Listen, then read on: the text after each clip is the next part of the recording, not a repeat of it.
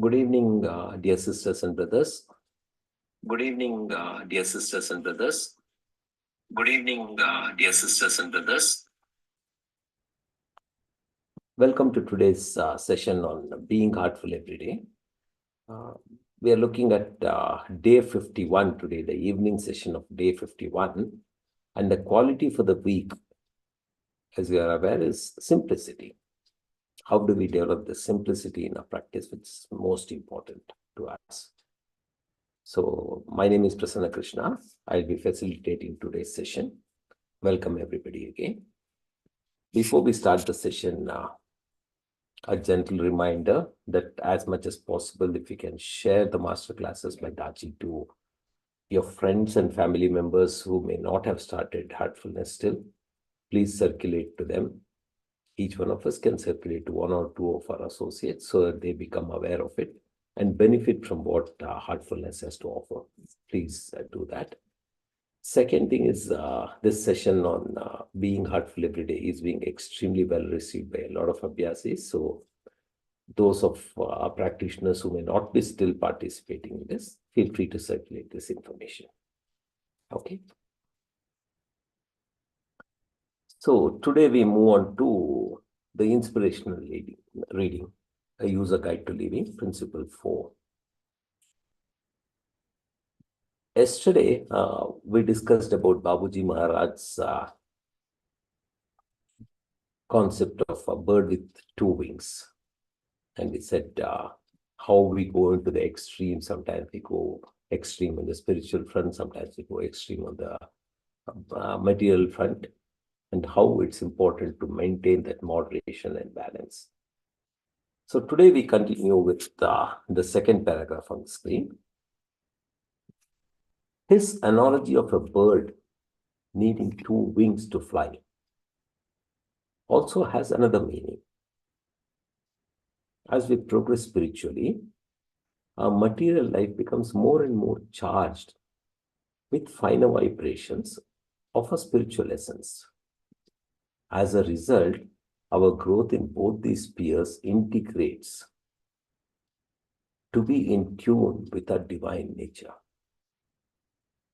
In fact, we develop a complete human being in order to soar on both wings, with the heart functioning like the tail of the bird guiding us forward. So what is this human aspect all about? We have multiple dimensions or layers of being. Our physical, mental, intellectual, emotional, social, and spiritual dimensions. Each one affects all others. Our aim is to bring these dimensions into a holistic and dynamic oneness. From a quantum perspective, these dimensions are energy sheets that become progressively subtler as we move from the outer to the inner, from form to formlessness, from matter to energy to absolute. In yoga, these are also known as sheaths, the koshas of our system. We cannot ignore any of them in our journey to the goal. They are all part of the oneness of our being in different states of vibration.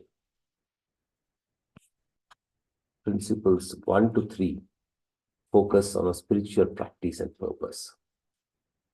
In Heartfulness, the practice includes meditation, transmission in the morning, meditation with transmission in the morning, cleaning in the evening, and prayer at bedtime. There are also additional practices, such as point A meditation to develop universal harmony and brotherhood, point B cleaning to manage and moderate sensual energy, and a universal prayer for peace. Together, they regulate the mind, purify the heart, and help us to expand our consciousness as we journey through the chakras. But what about the remaining 22 or 23 hours of the day, which we spend with the family and friends, working or studying, enjoying hobbies, recreational activities, and sleeping? Are we conscious of how our inner state expresses outwardly in a behavior at these times? This brings us to the next set of principles, which will help us to develop lifestyle in tune with our inner growth.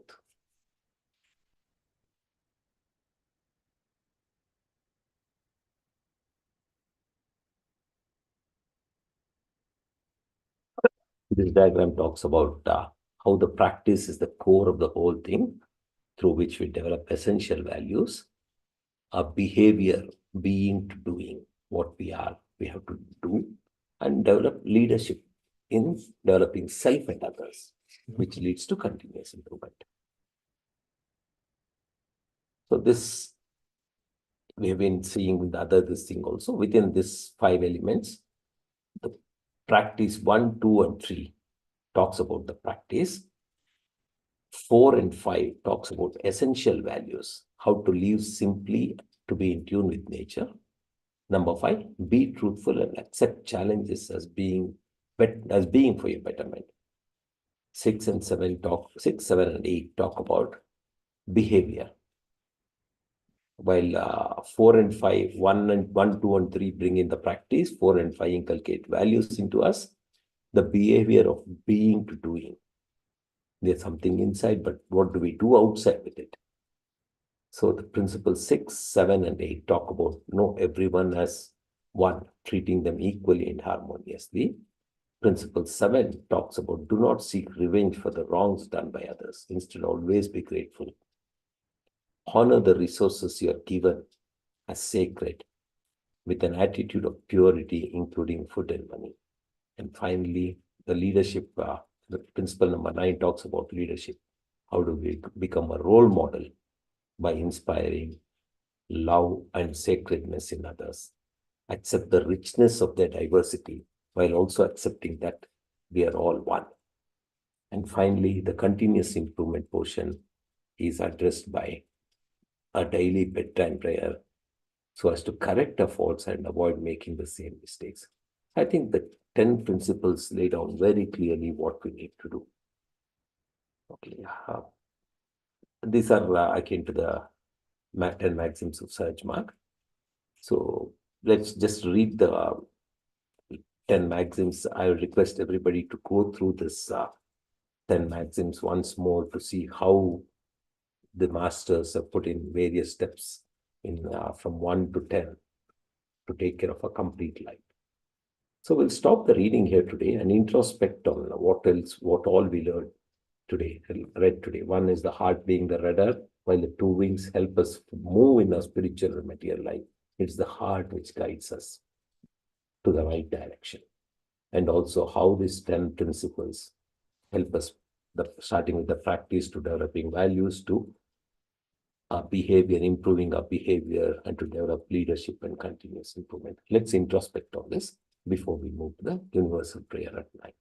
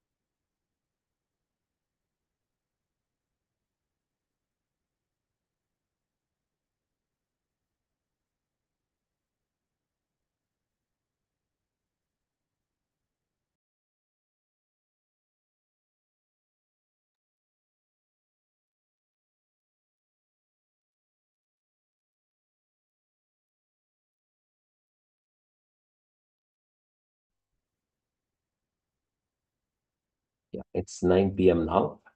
So let's proceed to the universal prayer. Basically, we sit with our eyes closed, sit comfortably with our eyes closed, get into a very prayerful attitude, deep prayerful attitude, and pray that all brothers and sisters are being filled with love and devotion, and real faith is growing stronger in them. I repeat the prayer.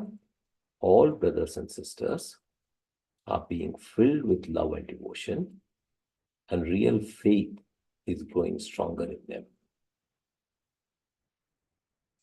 हम आराम से बैठेंगे, अपना आंख बंद करके एक गहरी प्रार्थना की भाव में चले जाएंगे और ये प्रार्थना करेंगे कि सभी भाई बहन प्रेम और भक्ति से भर रहे हैं और उनमें सच्ची श्रद्धा दृढ़ होती जा रही है। फिर से पढ़ूंगा। सभी भाई बहन प्रेम और भक्ति से भर रहे हैं और उनमें सच्ची श्रद्धा दृढ़ होती जा रही है। So let's continue our prayer till 9:15 p.m.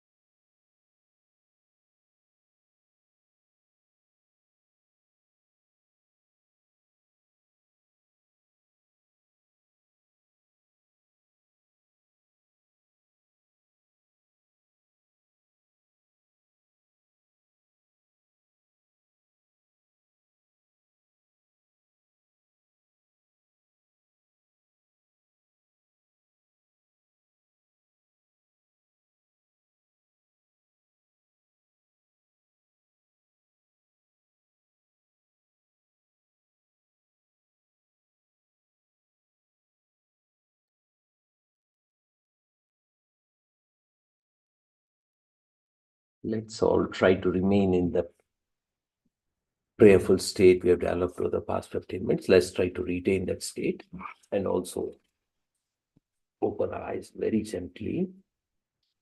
Retaining that state is extremely important. Let's try to retain it as long as possible. A very heartfelt thanks to one and all. All of us have benefited immensely from the session. So let's end this session with a gentle reminder that we have to do a bedtime prayer, reflect on the activities of the day, and beg forgiveness for any unintentional mistakes from our side in a very supplicant mood. And the only resolve is not to repeat those mistakes from now on. So let's all do the bedtime prayer. See you all again tomorrow at 6 a.m. Thank you and good night.